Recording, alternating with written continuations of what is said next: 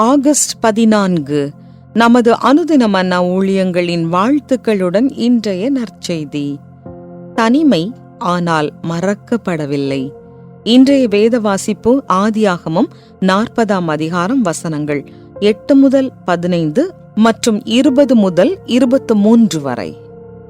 அதற்கு அவர்கள், சொப்பனம் கண்டோம், அதற்கு அர்த்தம் சொல்லுகிறவன் ஒருவனும் இல்லை என்றார்கள். அதற்கு யோசேப்பு, சொப்பனத்துக்கு அர்த்தம் சொல்லுதல் தேவனுக்குரியதல்லவா? அவைகளை என்னிடத்தில் சொல்லுங்கள் என்றான். அப்பொழுது பானபாத்திரக்காரரின் தலைவன் யோசேப்பை நோக்கி, என் சொப்பனத்திலே ஒரு திராட்சை செடி எனக்கு முன்பாக இருக்க கண்டேன். அந்த திராட்சை செடியிலே 3 கொடிகள் இருந்தது. அது துளிர்க்கிறதாயிருந்தது. அதில் பூக்கள் மலர்ந்திருந்தது. அதன் குலைகள் பழுத்த பழங்களாயிருந்தது. பார்வோனுடைய பாத்திரம் என் கையிலே இருந்தது. நான் அந்த பழங்களை பறித்து அவைகளை பார்வோனுடைய பாத்திரத்தில் பிழிந்து அந்த பாத்திரத்தை பார்வோனுடைய கையிலே கொடுத்தேன் என்று தன் சொப்பனத்தை சொன்னான். அதற்கு யோசேப்பு, அந்த 3 கொடிகளும் 3 நாளாம்.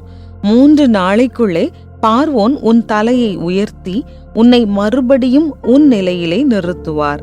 முன்னே அவருக்கு பானம் கொடுத்து வந்த வழக்கத்தின்படி பார்வோனின் பாத்திரத்தை அவர் கையிலே கொடுப்பாய். இதுதான் அதன் அர்த்தம் என்று சொன்னதும் அன்றி, நீ வாழ்வடைந்திருக்கும் போது என்னை நினைத்து என் மேல் தயவு வைத்து என் காரியத்தை பார்வோனுக்கு அறிவித்து இந்த இடத்திலிருந்து என்னை விடுதலையாக்க வேண்டும். நான் எபிரேயருடைய தேசத்திலிருந்து களவாய் கொண்டு வரப்பட்டேன். என்னை இந்த காவல் கிடங்கில் வைக்கும்படிக்கும் நான் இவ்விடத்தில் ஒன்றும் செய்யவில்லை என்றும் சொன்னான். வசனம் 20. 3ஆம் நாள் பார்வோனுடைய ஜன்ம நாளாய் இருந்தது. அவன் தன் ஊழியக்காரர் எல்லாருக்கும் விருந்து பண்ணி பானபாத்திரக்காரனுடைய தலைவன் தலையையும் சுயம்பாகிகளுடைய தலைவன் தலையையும் தன் உத்தியோகஸ்தரின் நடுவே உயர்த்தி பானபாத்திரக்காரரின் தலைவனை பானங்கொடுக்கிற தன் உத்தியோகத்திலே மறுபடியும் வைத்தான். அந்தபடியே அவன் பார்வோனுடைய கையிலே பாத்திரத்தை கொடுத்தான். சுயம்பாகிகளின் தலைவனையோ தூக்கி போட்டான். யோசேப்பு அவர்களுக்கு சொன்ன அர்த்தத்தின்படியே சம்பவித்தது. ஆனால் பானபாத்திரக்காரரின் தலைவன் யோசேப்பை நினையாமல் மறந்துவிட்டான். குறிப்பு வசனம்: ஆனாலும் பானபாத்திரக்காரரின் தலைவன் யோசேப்பை நினையாமல் அவனை மறந்துவிட்டான். ஆதியாகமம் 40:23. நீங்கள் அவர்களின் கதைகளை கேட்கும்போது கைதியாக இருப்பதில் மிகவும் கடினமான காரியம் தனிமைப்படுத்தப்படுதல் என்பதை புரிந்து கொள்வீர்கள். சிறை கம்பிகளுக்கு உள்ளே அடைப்பட்டிருக்கும் கைதிகள் ஆண்டுக்கு 2 முறை மாத்திரமே அவர்களின் சிநேகிதரையோ அல்லது பிரியமானவர்களையோ பார்க்க அனுமதிக்கப்படுவர் என்று ஒரு ஆய்வு குறிப்பிடுகிறது. தனிமை என்பது ஒரு நிலையான உண்மை. யோசேப்பு தவறாய் குற்றஞ்சாட்டப்பட்டு சிறைவாசத்தை அனுபவித்தது மிகவும் வேதனை அளிக்கக்கூடிய அனுபவமாய் நான் எண்ணுகிறேன். அங்கே நம்பிக்கையின் ஒளி உதித்தது. பார்வோனின் நம்பிக்கைக்கு பாத்திரமானவனுடைய சொப்பனத்தை சரியாய் வியாக்கியானம் செய்யும் பொருட்டு தேவன் யோசேப்பை பயன்படுத்தினார்.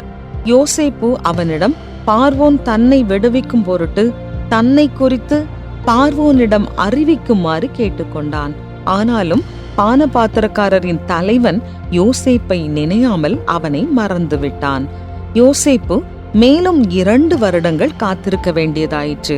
அந்த காத்திருப்பு நாட்களில் அவனுடைய சூழ்நிலைகள் மாறும் என்பதற்கான எந்த அறிகுறியும் இல்லாத போதிலும் யோசேப்பு தனிமையில் இல்லை. தேவன் அவனோடு இருந்தார். இறுதியில் பார்வோனின் வேலைக்காரன் அவனுடைய வாக்குறுதியை நினைவு கூர்ந்தான்.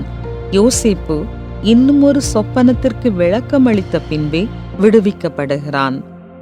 நாம் மறக்கப்பட்டதாக உணரும் போதும், தனிமையின் சோகம் நம்மை ஆழ்த்தும் போதும், நான் உன்னை மறப்பதில்லை என்ற தேவனுடைய வாக்குத்தத்தத்தை நாம் உறுதியாய் பற்றிக்கொள்வோம். மறக்கப்படுதலின் வேதனையை நீங்கள் எப்போது உணர்ந்தீர்கள்? அப்போது தேவனுடைய பிரசன்னம் உங்களை எவ்வாறு தேற்றியது? அன்பின் பரலோக பிதாவே, நான் மறக்கப்பட்டதாக உணர்கிற வேளையில் நீர் என்னோடே இருக்கிறீர் என்பதை நம்புவதற்கு எனக்கு உதவி செய்யும். ஆமென்.